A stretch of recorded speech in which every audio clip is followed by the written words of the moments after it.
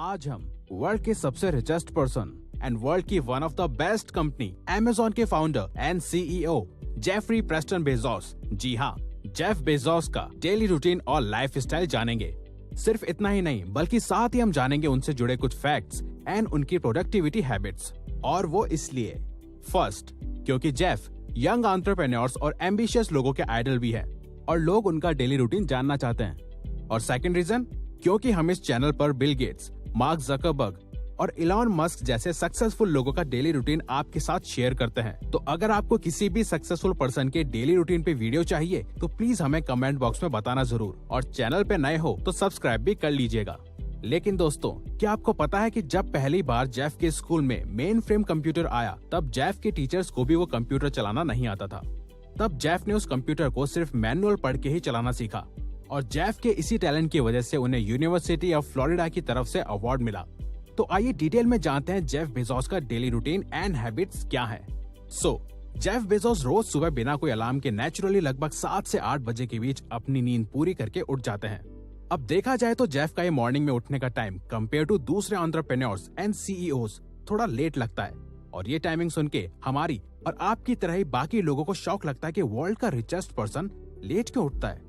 क्योंकि एप्पल के CEO Tim cook सुबह 3:45 पे, ट्विटर के फाउंडर जैक डोर्सी सुबह 5:30 बजे और वर्जिन ग्रुप के फाउंडर रिचर्ड ब्रांसन भी सुबह 5:45 पे उठते हैं। तो इन सभी के सामने जेफ का सुबह उठने का टाइम थोड़ा लेट लगता है, जबकि जेफ वर्ल्ड के रिचेस्ट पर्सन है और वो एक कंपनी नहीं बल्कि काफी सारी कंपनीज हैंडल करते हैं। तो लोग कंफ्यूज हो जाते हैं कि जेफ बाकी CEOs के कंपैरिजन में लेट क्यों उठते हैं।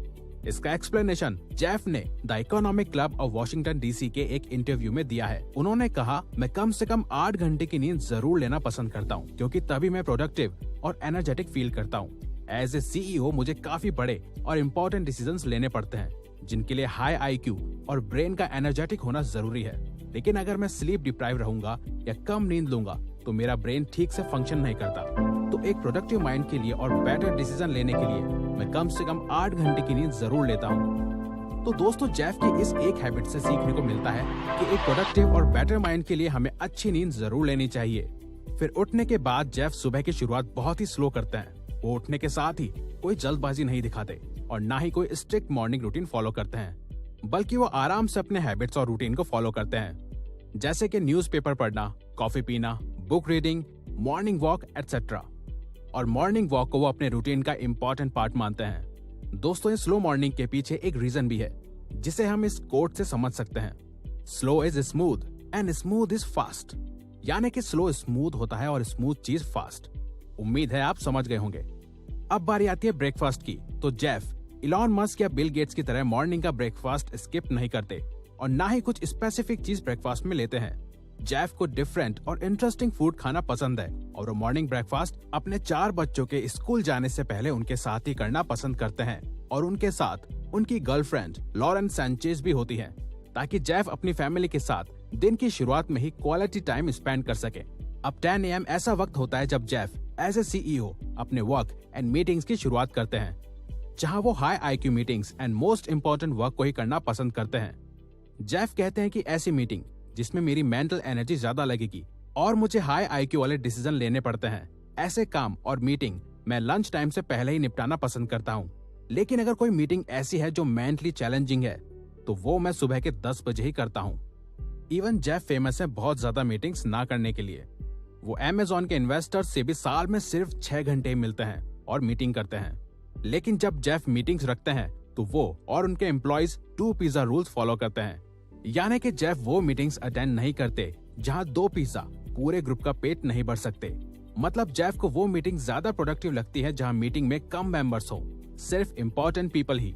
क्योंकि एक्स्ट्रा मेंबर्स मतलब एक्स्ट्रा ओपिनियंस मतलब जरूरत से ज्यादा लंबी मीटिंग।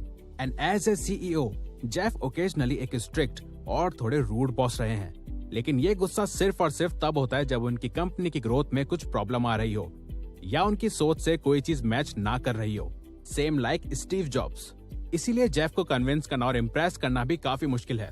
साथ ही बेजोस ने Amazon मीटिंग्स में पावर पॉइंट प्रेजेंटेशन भी बैन कर रखी है, क्योंकि जेफ प्रेफर नहीं करते कि सिर्फ एक पर्सन प्रेजेंटेशन दे रहा हो और बाकी सब सिर्फ सुन रहे हो या बोर हो रहे हो। इससे ज्यादा प्रोडक्टिव है कि सभी मीटिंग मेंबर्स को एक पेपर शीट में लिखे प्लान्स और आइडियाज को पढ़ने को दिया जाए। साथ में क्रिटिकल थिंकिंग का यूज करके अपना पॉइंट ऑफ व्यू रखना ज्यादा प्रोडक्टिव है। बेजोस सबसे ज्यादा अमेज़न ऑफिस में customer services and customer feedback operations पे फोकस और टाइम बिताना पसंद करते हैं, क्योंकि जेफ का मानना है कि कस्टमर फर्स्ट प्रायोरिटी होना चाहिए। कस्टमर अगर सर्विस से खुश होगा तो कंपनी ग्रो करती रहेगी। और बेजोस एनालिटिक्स और डेटा पे भरोसा करना ज्यादा पसंद करते हैं, बजाय क्या लगता है और क्या नहीं के।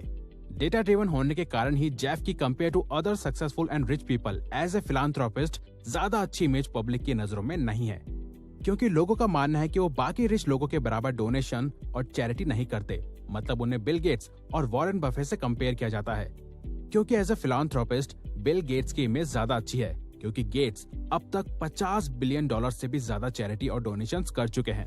और इकोनॉमिस्ट्स का कहना है कि बिल गेट्स आज भी वर्ल्ड के सबसे रिचेस्ट पर्सन होते अगर वो इतनी बड़ी मात्रा में डोनेशन या चैरिटी नहीं करते।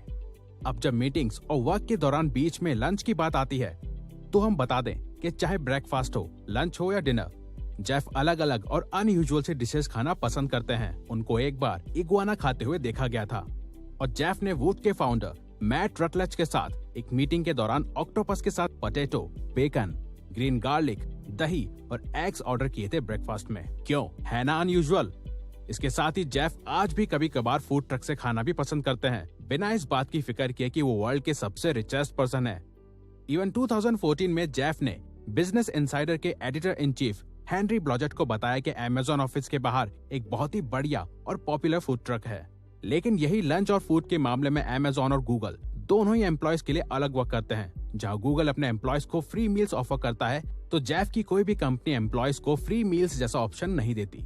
अब हमें यहाँ ये नहीं लगता है कि जेफ अमेज़न एम्प्लॉयज की फ्री मील्स अफोर्ड नहीं कर सकते हैं, लेकिन शायद इसके पीछे जेफ की कुछ अलग सोच हो। और वैसे भी हर कंपनी का अपना एक अलग तरीका होता है वर्क करने का। तो लंच से पहले ही सारी हाई IQ मीटिंग्स कंप्लीट करने के बाद जेफ अपनी बाकी companies Twitch, IMDb, Washington post और ब्लू ओरिजिन में वक्त बिताते हैं, ताकि वो उनकी ग्रोथ और ऑपरेशंस को भी इंस्पेक्ट कर सकें। ट्विच एक लाइव स्ट्रीमिंग कंपनी है, IMDb ऑनलाइन डेटाबेस वेबसाइट है, वॉशिंगटन पोस्ट एक न्यूज़पेपर कंपनी है, तो वहीं ब्लू ओरिजिन का गोल है एक दिन स्पेस में मिलियन से ज्यादा लोग रहेंगे और वो वहाँ काम भी कर सकेंगे।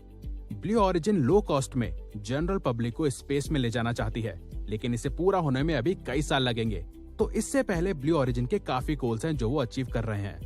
अब कुछ लोग ब्लू ओरिजिन को एलॉन मस्क की कंपनी स्पेसएक्स और रिचर्ड ब्रांसन की वर्जिन गैलेक्टिक से भी कंपेयर करते हैं, लेकिन स्पेसएक्स 2002 में फाउंड हुई थी, वर्जिन गैलेक्टिक 2004 में, तो वहीं ब्लू ओरिजिन सन 2000 में।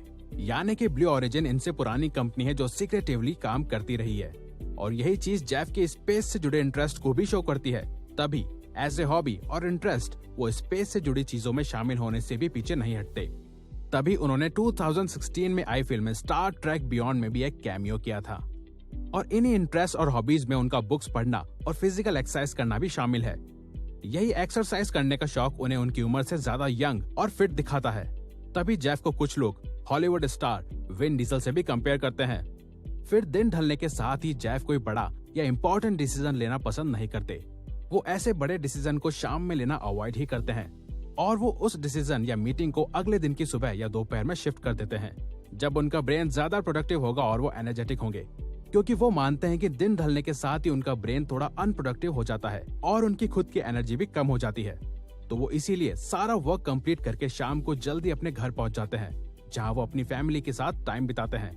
अब इस टाइम में डेली तो नहीं, लेकिन हफ्ते में 1 या 2 दिन जेफ स्पोर्ट्स और मूवीज जरूर देखते हैं।